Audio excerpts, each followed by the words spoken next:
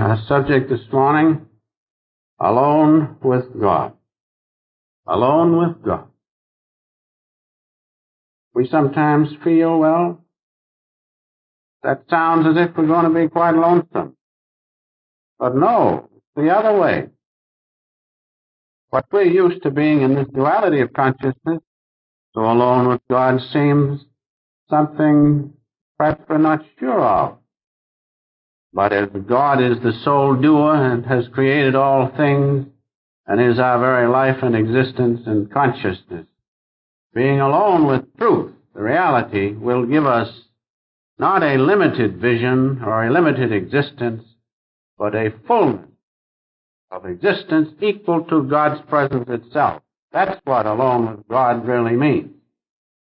Solitude, as you have heard, is the price of greatness. But that solitude means solitude in which you are alone with God. That will make you the greatest of the great. That will give you oneness with His great omniscient consciousness.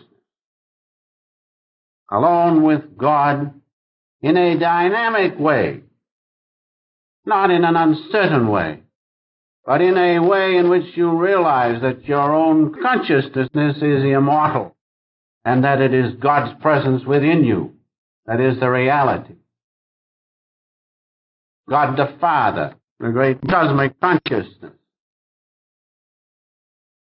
is our own human consciousness. It is the life force within us. It is condensed into this body which seems so real. But what is it in the ultimate? It's cosmic consciousness, God the Father. Our consciousness is immortal. Realize that. Now, if we are alone with God, we will know this as truth. We'll realize this. Having this, we will have all things. We must never forget the Master's words, which he so often said, "We came alone with God." Realize these things by your intelligence, your understanding. Realize these truths, and then from this day on, take the steps necessary to realize it as an actuality. That you did come alone with God, as the Master says. We came alone with God. We are sustained by Him. And we will go alone with God when we are finished with this earthly existence. Realize that. If you can but make yourselves realize it, then I know that we will take necessary steps to know God and be alone with Him sufficient time to realize our oneness with Him. That's what solitude means, real solitude. Alone with God, not alone with your thoughts and your frustrations and all the troubles and problems which you have. We have to be alone with them to solve them. But true solitude means being alone with God, being one with His presence within you as the holy vibration. Being alone with that is quite different than being alone with your thoughts and sensations and frustrations and whatnot. Alone with God is what we all need, to be alone with Him in a dynamic way. And that way means to be one with His presence, which is the holy vibration, the great cosmic sound within us, our very life and existence. We must know that. We must be one with that. Now, we in this modern world, with its hustle and bustle, of which you know all about, must have some place of quiet and solitude where we can be alone with God. Because in this mad rush, we exhaust our energy of body, mind, and soul. And if we do not replenish them, by being one with the source of supply, God's presence within us, God alone, illness overtakes us. That's all there is to it.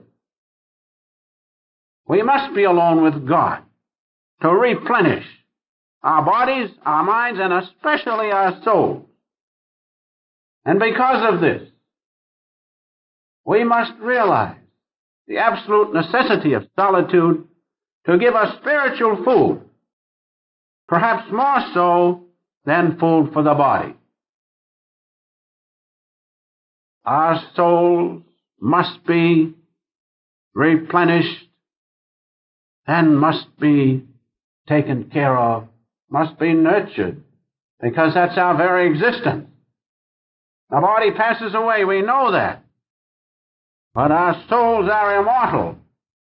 Why not know those things? Why not know and be alone with God? Then we will realize our immortality. We will realize the immortal nature of our consciousness as one with the one Father. Alone with God is an absolute necessity because of our very makeup. We are not only human beings, we are spiritual beings. And because of that, it is a biological and spiritual necessity that we be alone with God and sustain our dual nature as human beings, but more so as spiritual beings. I said that we are spiritual beings. The scriptures attest to that. We read in Psalms, the 82nd, the 6th verse, "Ye are gods. Ye are gods, all of you, children of the Most High." We are gods, and realize that all inspiration comes from the infinite Father, in which or by which we do good material works as well as spiritual works. And so whatever your line is, whatever your business is, whatever your occupation is, realize that if you can be alone with God, you will receive inspiration to make you a better whatever you are, in whatever field of endeavor you find yourself. And greatest of all, if you want to help others, get the inspiration of God. Be alone with Him. Then you can truly help them spiritually. For as one great yogi, Indian yogi said, the great Guru Nanak, even if you're known throughout all the universes, and then some even, and the glance of His grace does not fall upon you, you are unknown. And so if you want to help people, if you want to do some real good in the world, know God alone, be alone with Him, receive the inspiration of His great love and joy and bliss, then you can help others in a real way. So, alone with God is necessary that we realize the truth of existence. This idea of what goes on in this world which we see about us, I think we all have reached a point when we understand where we understand it is not truth. It can't be. There's too much of a great big mess in the world, isn't it? It is not truth, but the truth is underlying that. And if you are alone with God, you will realize the underlying truth, which is, and let us remember this one thing this morning, the immortal nature of our own consciousness. Do you realize that? You close your eyes. Just forget the body just a minute. There you are conscious. And I'm sure right at this time there's not too much bothering you as far as thoughts and so forth. You are conscious. That consciousness is God the Father in you. It's immortal. But how difficult it is to break it away from its many attachments to the body and to the mind and even to the soul. That consciousness is immortal. And if you can reach the state in your meditations where that consciousness is not infused with any other movement, That's absolute consciousness. That's God the Father's presence within you. Our Master has said that when he said, there is no question of a doubt, but bliss consciousness is God consciousness. Bliss consciousness which you feel right at this moment if you look within. Because by our united hearts and minds we are imploring the presence of God to manifest through us. You will feel bliss. That's God. But you have to make it dynamic to your being. You have to make it a reality, that's all. And how to do it? Be alone with God. And by being alone with Him, you imbibe His omnipresent nature. Whatever He is, you will be, because it is He, cosmic consciousness, which has come down and is our own human consciousness, is the life energy within us, is this very bodily vehicle. God the Father, cosmic consciousness, is our own existence. We must make it dynamic to our being. Now, all great men found it necessary to be alone with God. I'm not going to take the time to give you any specific instances because we have a few announcements at the end of this talk. But just to say that Washington, you know the father of our country. You are familiar with history. He was a man of prayer and was alone with God. Otherwise, he couldn't have done what he did do. Lincoln was the same way. Lincoln, with his great problems of state, was alone with God, spent a lot of time in prayer. Moses was alone with God when he went up into the mountain and saw the burning bush of spirit, the presence of God, manifested externally to him. He came back changed. Those of you who have seen the picture, the Ten Commandments, you saw in Moses' face a change. Why? Because he had been alone with God. And Jesus was alone with God. Many times, you read in the scripture, he went into the garden to pray, to be alone with God, that he could carry out his particular part in the play, the drama of life. As he said, it is so written. It is God's will. And I'm sure each and every one of us want to do God's will, whatever it is. Whatever our position in life is and whatever we have to do, whether it be great or small. If we do it as God's will, we are just as successful as the most successful person in this world of ours. More so. Because success, even though failure in this world means that you know God and that you have been alone with Him until you realize your oneness with Him. Alone with God. Realize all great men did that. And our Master also was alone with God. I have just a portion of a letter I'd like to read to show you that he too realized the importance of being alone with God. He said, "It will please, and it shall please me most." I'm reading this for two reasons, to show you his great love for you and for me, and also the necessity of being alone with God.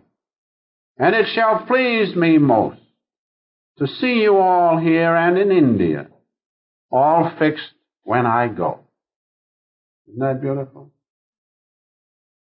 That each and every one of us would be fixed in our various and necessary ways when he left these shores. "I came with nothing and will take nothing from India or America when I go. I only came with God, and with Him I will go and wait for you all to welcome there where there will be no condition to our happiness or existence. God is most wonderful. He loves us so silently and wonderfully and through his devotee. And so you see, the Master realized the importance of being alone with God, and the truth that we came alone with God, and when we leave, we will go alone with him. Now, as these great men and our beloved Master and the prophets of old realized that, don't you think we should? Why should we not realize the truth of our existence and know our oneness with God, our oneness with his great cosmic consciousness, by giving some time to being alone with God? Now, the practical aspect of self-realization, just a fellowship, just a word or two at this time.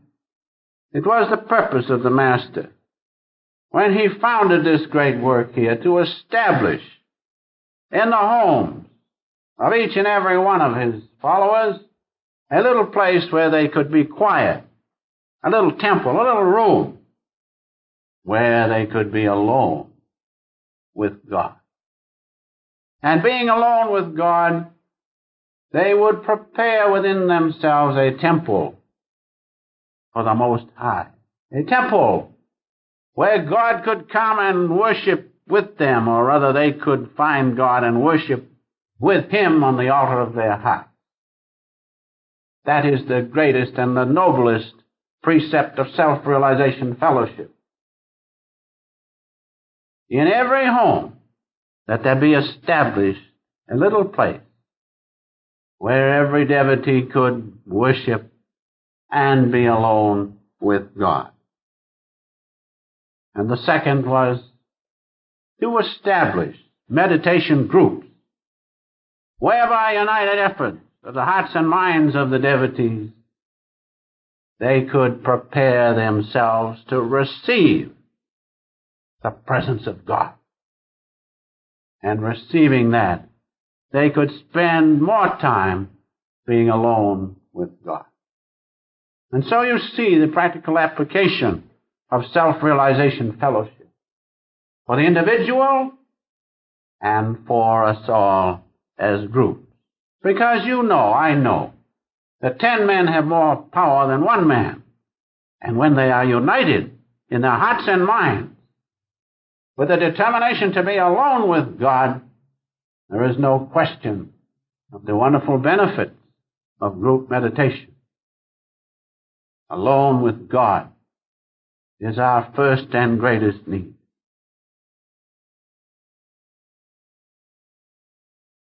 So, should we not at least give 1 hour a day to be alone with the giver of all things?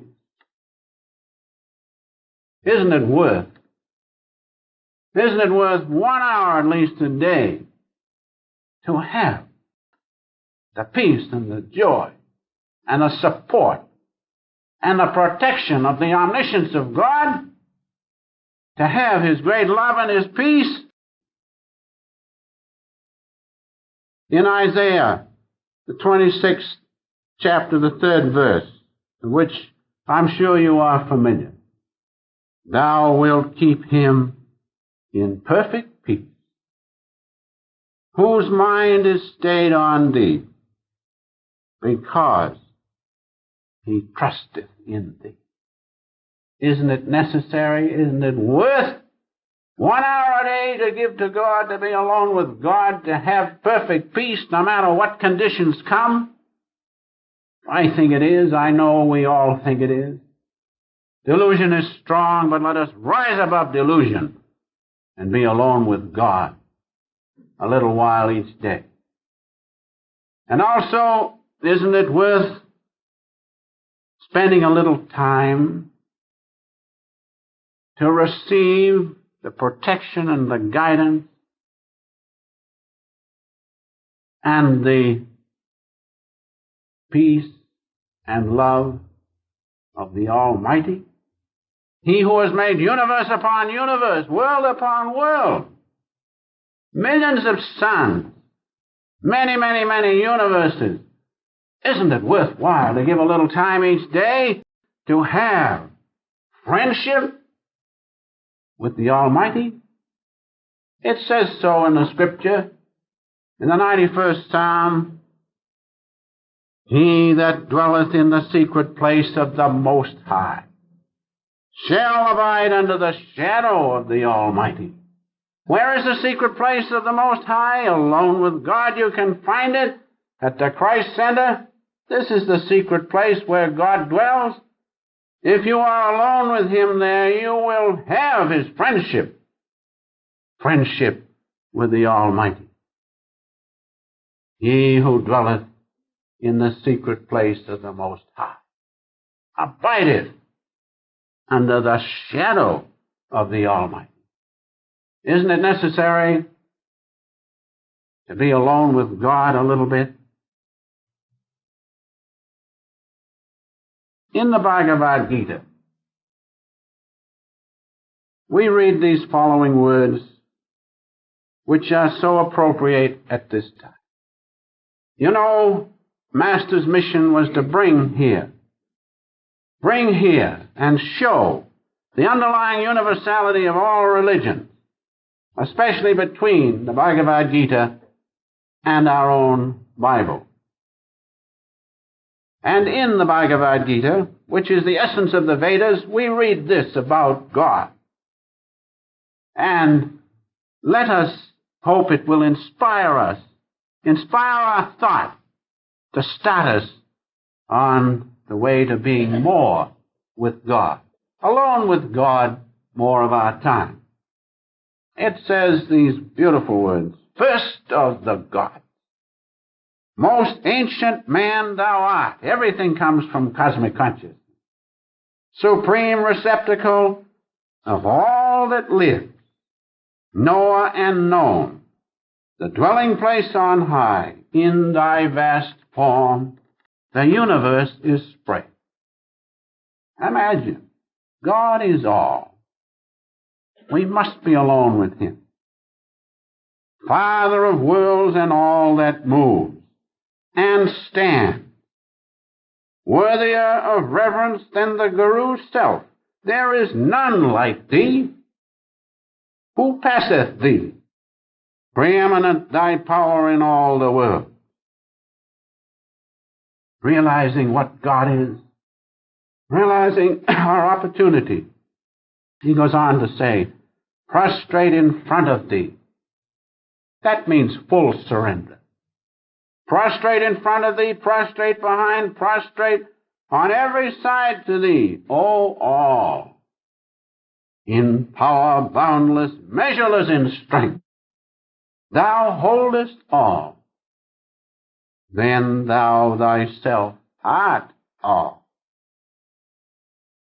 Therefore, O Father, I fall before Thee. With my body I worship as is fitting. Bless Thou me, as Father with Son, as friend with friend, with the Beloved as lover, bear with me. These are most beautiful words to inspire us to be more alone with God. And so, dear friends, I'm sure we all realize as our hearts are united in Him, the necessity of being alone with God. And as our Master used to say, never forget, your most important engagement is with whom? With God. Be alone with God more. And you can be alone with Him by being one with His presence as the holy vibration within you. By being one with that, you will realize the truth of existence.